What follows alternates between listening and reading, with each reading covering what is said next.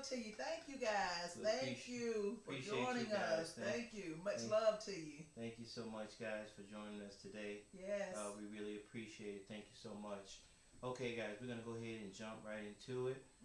Today's topic, you guys ready? Today's topic is love unfiltered. Okay? The truth about what we really want, okay, when it comes down to love. All right, yo, what's up, family? It's your guy, it's the man, Broker J3, and welcome to another episode of JMB Live Podcast. You already know how we do it. Real talk, real love, real life. Yes, and today we're diving deep into something that every person from a young teen to an elder has felt, feared, or even fought through. That's love, guys. Not the romantic comedy kind, not the filtered Instagram kind. We're talking about the real deal. Let's talk about it, guys. Hey, guys. I am your girl, Dr. B, and I'm so glad to be in this space with you guys this evening because this topic, it is actually layered. It's complicated, but it's necessary. Thank you guys for being a part of the JB family. Thank you. We've got Adrian Wright. Thank you for joining us, Adrian. How are you doing this evening? Victor Perez.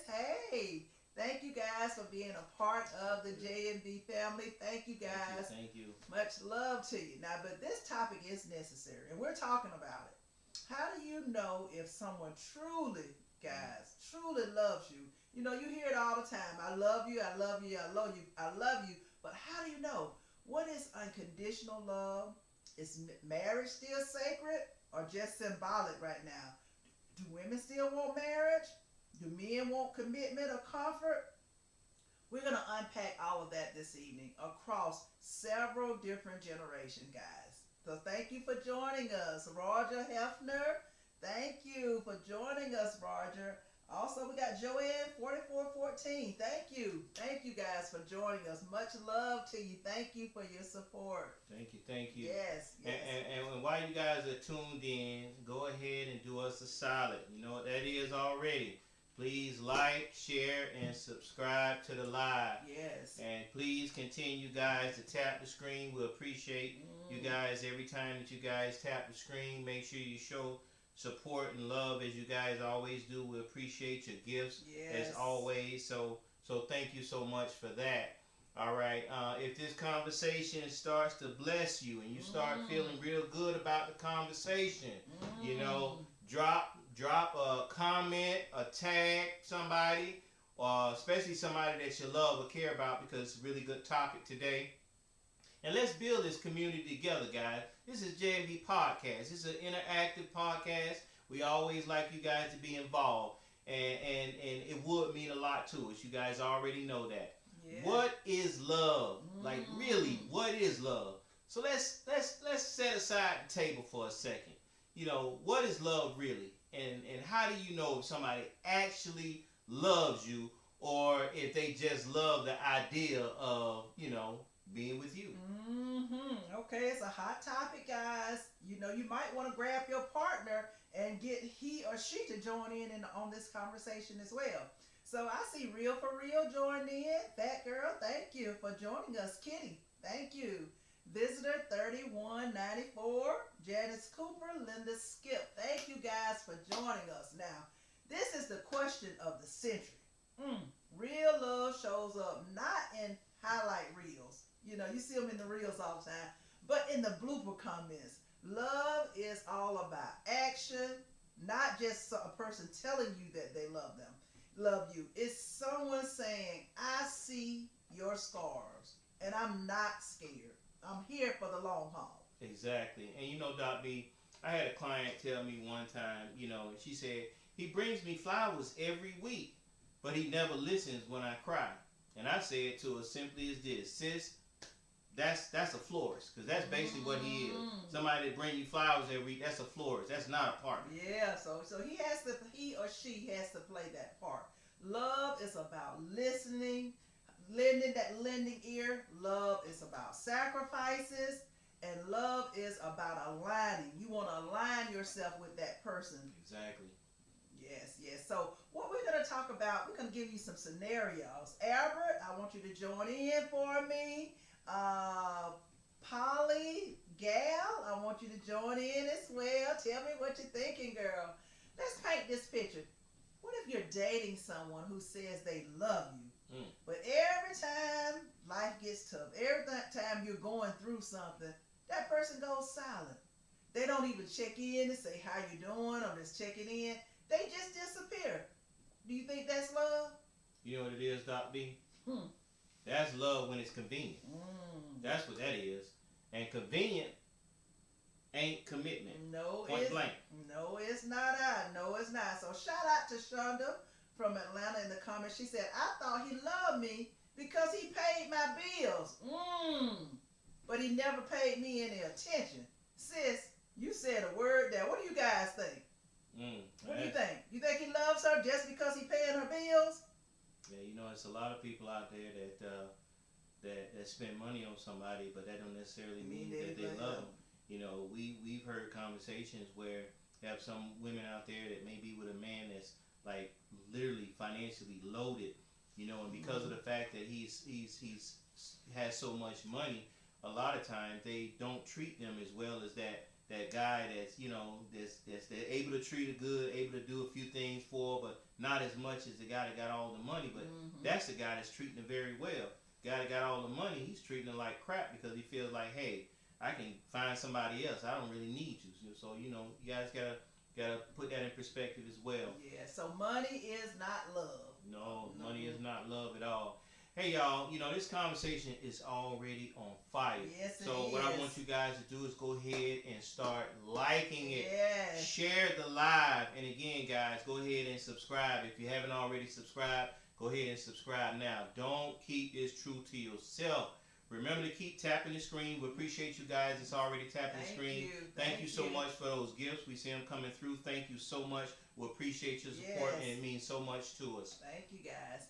So next we're going to talk about unconditional love. Is unconditional love, is that a myth or a masterpiece, Brother J3? I think let's talk about the unicorn. That's what it really is. Unconditional love. You know, is it real or is it something we say to excuse dysfunction? Yeah. See, unconditional love is possible, but it's not boundary-less love. Love without boundaries is chaos. Even God gives us choices. Exactly. So you forgive. Take this for example. You forgive betrayal over and over. Person that cheats on you and betrays you over and over. That's unconditional love, but it's costing you your peace, your dignity, and your sense of self. So I don't know if that would be considered love. That could be obsession to a certain extent. Exactly. All right, Jet Town, thank you for joining us. We appreciate you. The Gym, Headhunter 89. Also, we want to thank Accepted in the B for joining us as well. Thank you guys for joining us. Maze 38. Much love to you guys. Thank you guys for joining us. Thank you so much, guys. Yes. So, Broker J3, what do you think about that scenario I just gave?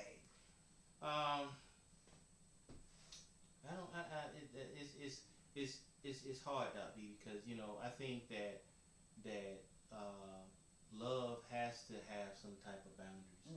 You know, that's a must. You know, I really truly believe that. Yeah. Okay. So if you forgive betrayal over and over again, that's unconditional love because it's costing you your peace, it's costing you your dignity, and it's costing you your sense of self. Exactly. And all the reality, we already know that's not love. That's a sacrifice because you're not called to fade away in somebody else's emotional war. That is not what that's all about. Okay, let me see here. Jerome in Houston said, my mom stayed with my dad for 30 years. He cheated 25 of them. We called it love, but now I wonder if it was just survival. Wow, appreciate that, Jerome. Yeah, and that's a conversation of the ages because a long time ago, when they got married, I just think about it, my grandmother and my parents, they got married. they were in it for the long haul. Exactly. They didn't believe in divorces. And it could have been because they did not have jobs. My grandmother didn't work. She worked in the home, of course, but that was basically the same thing with my mom. So they didn't believe in divorces. So, if the husband stepped out, which I know some of you may have experienced the same thing that I did, not with my grandmother well, we're actually with my grandmother, but she didn't leave. She toughed it out. So that does happen. And like Broker J just said, do they stay with it out of love or a survival? Generations are actually different. Yes, they are. Yes, they are. Because example, like you said, a lot of times the older folks, most of them are still married. And as Jerome said, their parents been together for 30 years, and even though his dad cheated for most of the time that he was married, he still was there throughout it all. Even my parents been married almost 50 years. A lot of the older folks, they're staying with it regardless through all the trials and tribulations that may happen. But we notice as the younger generations, as it trickles down, those marriages don't last at all. And it seems like the younger they are, the marriages last just a few years. Yeah, they're more easily to get a divorce. So generational love sometimes comes with generational silence. In other words, the women or men, because it went both ways back in the day, they knew what was going on. They just kept their mouth shut. But we are the cycle breakers. There's different cycles. Broker J3 just talked about it. The generations are different. Today, it doesn't take anything for a couple to get a divorce. It's just like it's easy, and it doesn't faze them. But different generations, they were in it from the start to the end. And a lot of people say, some couples need to be like that to try to be in it and stay in it a little bit longer and fight it out and fight for the marriage. Exactly. Yeah. And I totally agree with that. Oh, yes. Okay, now this is hitting home for some of you guys. Go ahead and put something in the comment section. Hey, Skeet. Hey, Link. How are you doing? Henry Jackson. Drop us a comment. Jules. Jeffrey Barnes, thank you guys. Thank you guys for your support. Thank you for joining us this evening. Like I said, this is an exciting topic. We're talking about love, primarily unconditional love. And so we're going to continue this conversation. So we want you to be a part of the conversation. Hey, Kiwi Rose, drop us something in the comments section and let us know what you guys are thinking. Exactly. Okay, now, if this is hitting home for you, go ahead and share it. Send it to someone who's stuck in a loop and need a lifeline. Marriage, is it sacred, symbolic, or myth? What do you think, Broker J3? That's. Hey, you stirring the pot right now, Dobby. I mean, actually, is marriage a myth now? Because do people really want it? That's what the real question is, or it's just a cultural checkbox, like marriage, the house and the car, it's like a check, that's what it seems like it is more so now, because a lot of people not really following through with vows, if you ask me, from what I've been noticing through the last generation, is vows is not symbolic at all. It's just like words that mean nothing at all. Yeah. So, but all of this depends on the generation. But you may have noticed, I know I've noticed, there are a lot of people who are living together now. A lot of people are not taking that step into marriage. I don't know what the reasons could be, but that's what's happening. Now, it also depends on the generation. Baby boomers saw marriage as a goal. Gen X see marriage as an expectation. Millennials saw it as a break.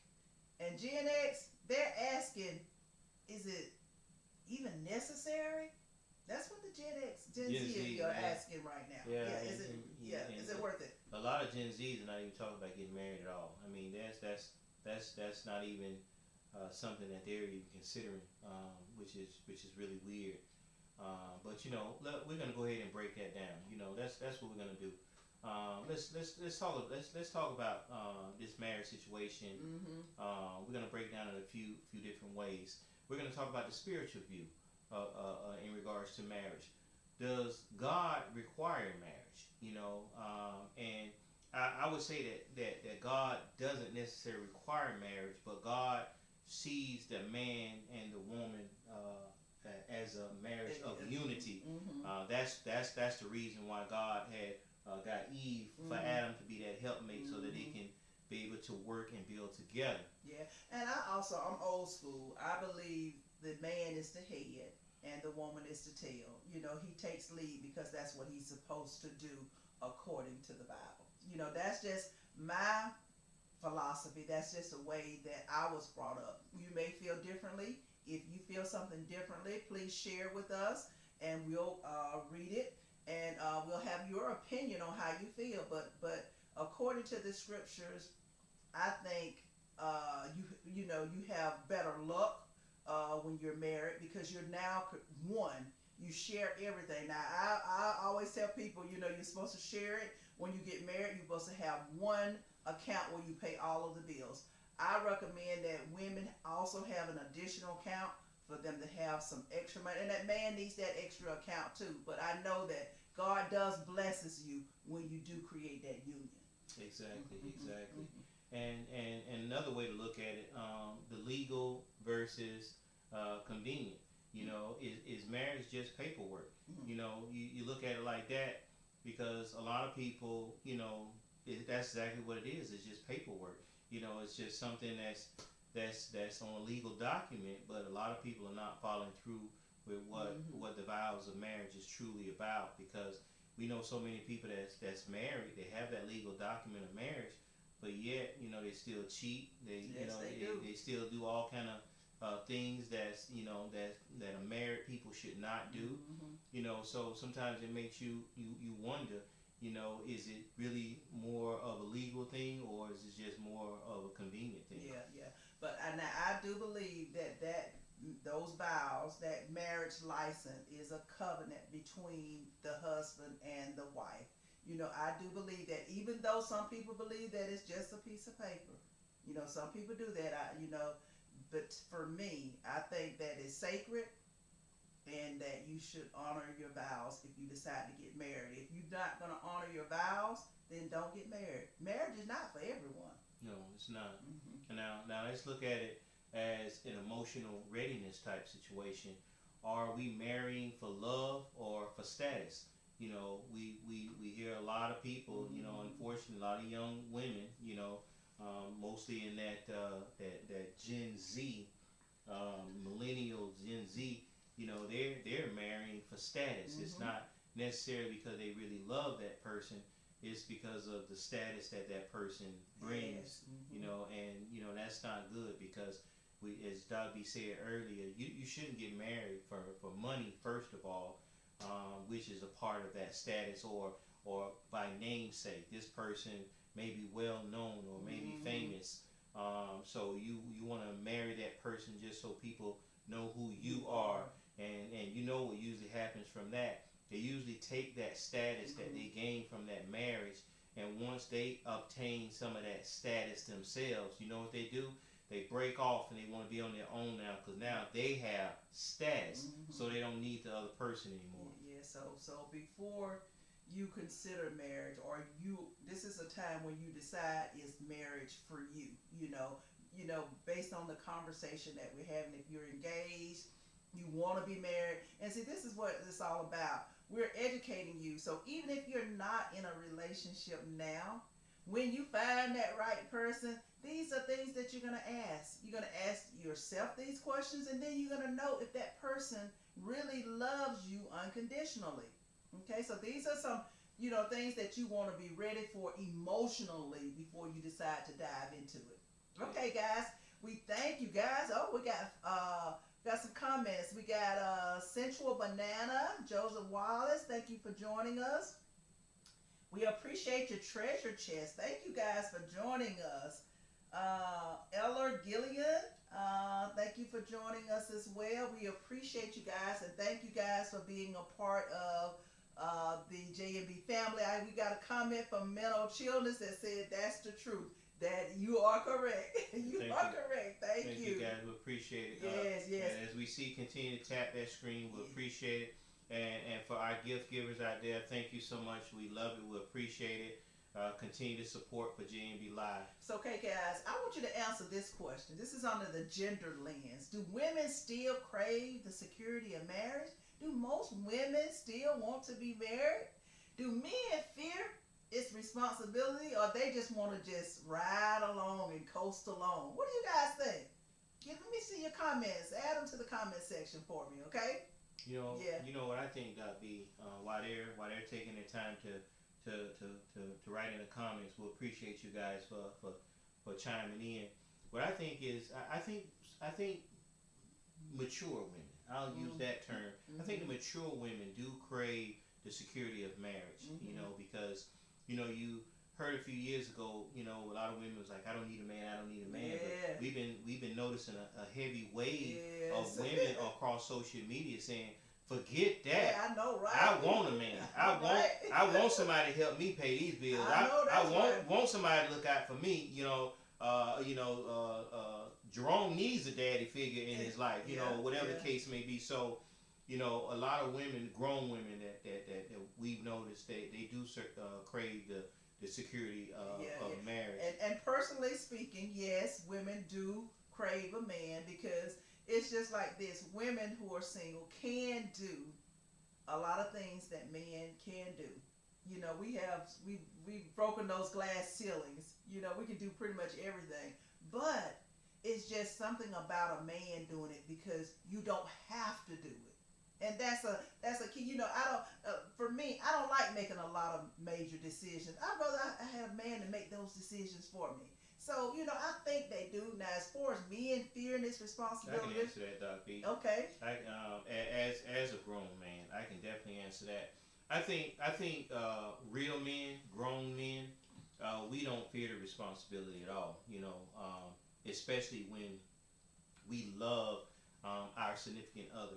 That's something that we actually look forward to, being able to take on that responsibility from our significant other.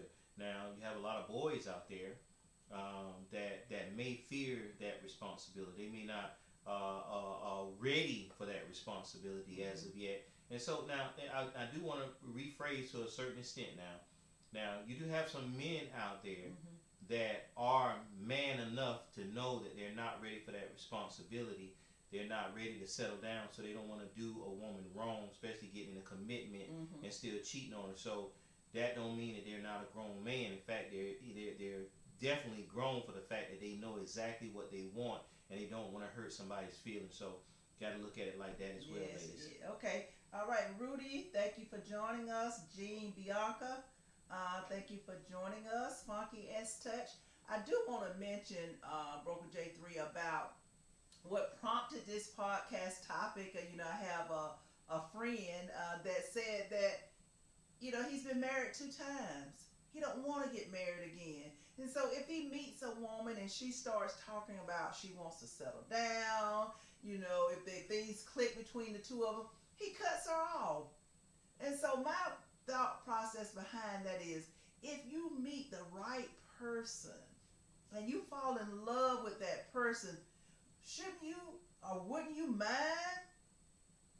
taking on that responsibility or committing again, even though you had 2 bad relationships or 2 bad marriages? Isn't love worth it to try again? Personally, I think it is. But he said, Hell, no, he's not going to commit again, because he took care of 2 women in marriages, and it left him, it wiped him out. He didn't have any, financially. So he's not willing to risk it to do that again. And it's a shame that he feels that way, because this 3rd person, guess what, could be the one to love him genuinely. But Doc B, I totally agree with you, because sometimes 3rd time could be the charm, or the 1st or 2nd, depends. Yeah. It's like this, guys. We're all going to be in situations or relationships rather where it may not end very well. Sometimes you may get hurt.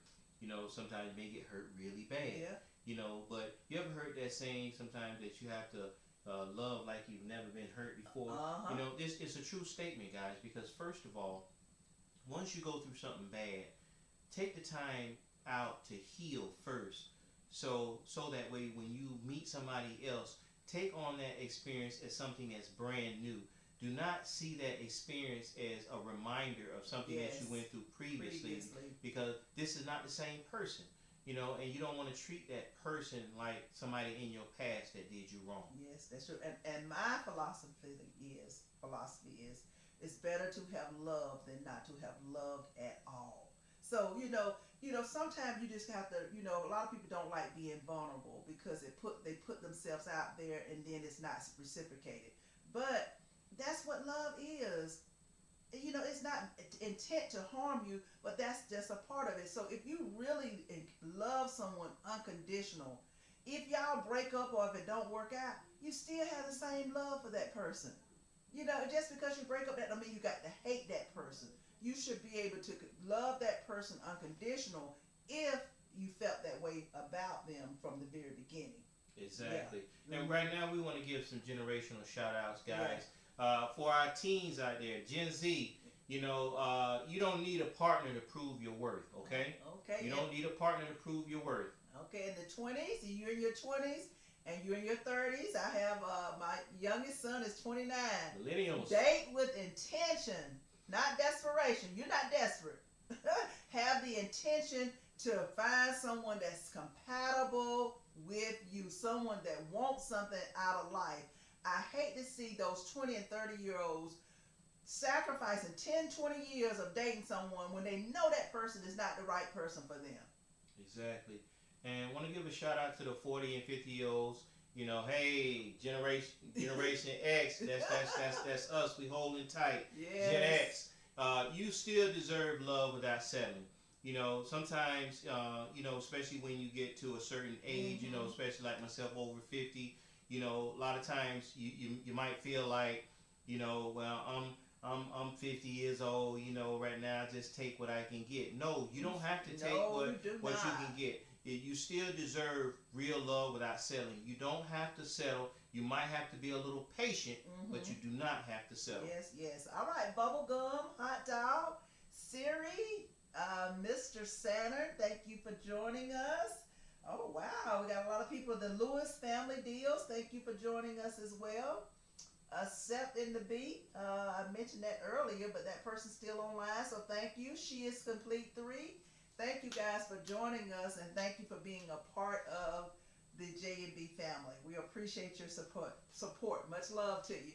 The other shout out is to the 60 plus. These are the baby boomers. Baby boomers. Yeah, it's never too late, guys. It's not even too late for you. As a matter of fact, I know someone that was 99, I think 99, 98, and they just recently got married. So it's never too late to start again with someone who sees the real you. I never give up on love. Yeah, we got a comment right now. So also, this Linda from Memphis says, I'm 58 and I just got married last year. Took me 3 divorces to find healthy love.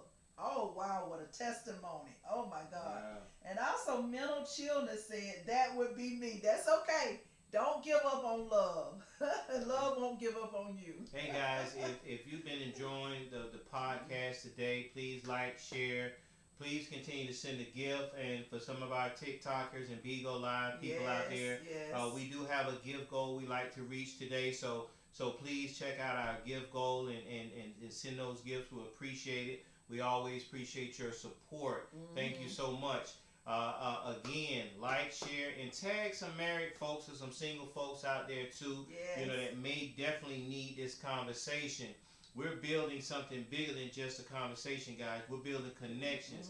So please continue to tap on those screens. And always, we love the gifts that you send. It means a lot to us, and we appreciate it. Thank you, guys. All right, Daniel J. Mills, Bug Cover thank you for joining us. Also, we've got Munch, Levi. I like that. That was my dad's name. Levi Stan. Thank you for joining us. And BBC, thank you guys for joining us. Thank you guys for being a part of the J&B family. All right, guys, we're going to go ahead and jump right back into it. We're going to deal with this love, power, and purpose, Yes, okay? yes. Okay, let's go ahead and land this plane now. We've been riding real high now, so we're going to go ahead and land this plane. Real love isn't just about romance. It's power, it's purpose, it's partnership.